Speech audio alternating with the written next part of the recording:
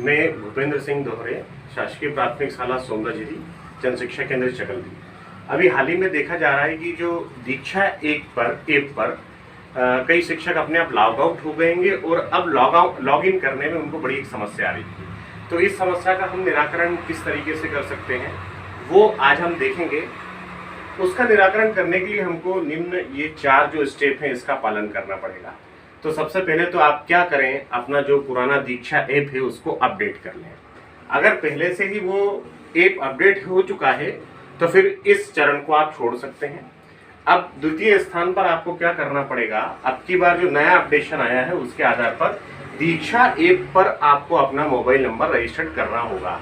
ये अनिवार्य नहीं है कि ये नंबर वो हो जो आपकी सर्विस बुक पर चढ़ा हो, ये कोई भी नंबर हो सकता है। ये नंबर केवल OTP प्राप्त करने के लिए होगा। इसको करने का क्या तरीका है वो मैं आपको इस मोबाइल के स्क्रीन के माध्यम से समझा देता हूँ। आप देख पा रहे हैं कि मैंने दीक्षा ऐप अपडेट करने के बाद मैं इसको खोल रहा हूँ। जैसे ही ये दीक्षा ऐप आप खोलेंगे आपको इस तरीके का स्क्रीन दिखाई देगा। जब हम लास्ट में प्रोफाइल पे जाते हैं तो आपको इस तरीके से पेज दिखाई दे रहा होगा। तो सबसे पहले तो आप देखिए यहाँ पे लिखा है गेस्ट 1। तो इस पेंसिल को टच करके आप यहाँ पर चयन कर लें आप शिक्षक हैं और इस जगह पे आप अपना नाम लिख दीजिए।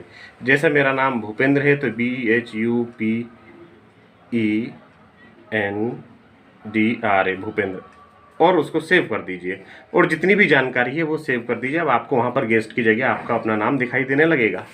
इसके बाद महत्वपूर्ण चीज़ है दीक्षा ऐप पर अपने आप को लॉगिन करना। अब जैसे ही आप इस लॉगिन के बटन को छूते हैं तो ये आपको इस पेज पे पहुंचा देता है। यहाँ आप कोई भी अपना एक नंबर डायल कर सकते हैं। जैसे मेरा नंबर 7748814116 है। यहाँ पर आप अपना ईमेल भी डाल सकते हैं, लेकिन मोबाइल नंबर करें तो बहुत ज़्यादा बेहतर होगा। पासवर्ड पे थोड़ा आपको विशेष ध्यान देना होगा कि पासवर्ड जब आप लिखें तो इसका खास पैटर्न है।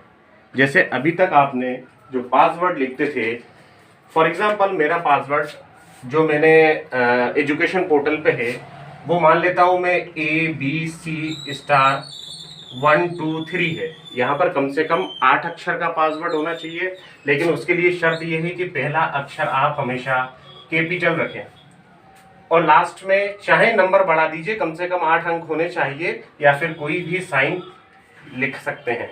तो ये ध्यान रखें, कम से कम 8 से ज़्यादा भी चल जाएगा। पहला लेटर बड़ा बनाएं और बीच में कोई स्टार या इस तरीके का कोई साइन का इस्तेमाल कर सकते हैं और उसके बाद आप लॉगिन कर दीजिए। अब एक्चुअली मैं पहले से लॉगिन हूँ इसलिए मैं इसको स्किप कर देता हूँ। जब आप लॉगिन कर लेंगे इसको तो एक OTP आपके मोबाइल पर आ जाएगी और उस OTP के बाद में आप OTP दर्ज कर देंगे और आप दीक्षा ऐप के ऊपर लॉगिन हो जाएंगे। अब जब आप लॉगिन हो जाएंगे उसके बाद की अब पुनः प्रक्रिया सुन लेते हैं। जब लॉगिन हो जाए तो आप पूरी तरीके से ऐप से बाहर आ जाइए। जब बाहर आ जाएंगे आपको पुनः दीक्षा ऐप खोलना है।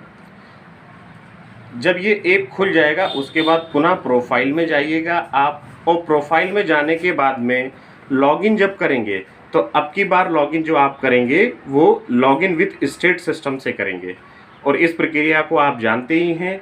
और यहाँ पर जो आपकी यूनिक ID और आपका पासवर्ड डलेगा, ये पासवर्ड जो है वो एजुकेशन पोर्टल वाला होगा जो आप पहले से ही जानते हैं, जिसमें 7 अंक आ रहे हैं। तो अब आप देखेंगे कि ये ऐप से बाहर आ जाएंगे तो आप जिस तरीके से अभी तक लॉगिन करते रहें, अर्थात अपनी यूनिक ID और जो आपका एजुकेशन पोर्टल का पासवर्ड है उसका यूज़ करें। ये जो पासवर्ड आपने बनाया ये 1 टाइम के लिए होता है, ये दीक्षा ऐप पर रजिस्टर्ड करने के लिए होता है।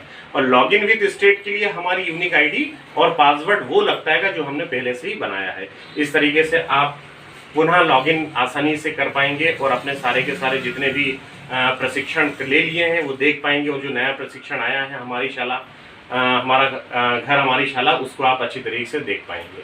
तो आशा करता हूँ कि आपने इसको अच्छी तरीके से समझा हो और करके देखें।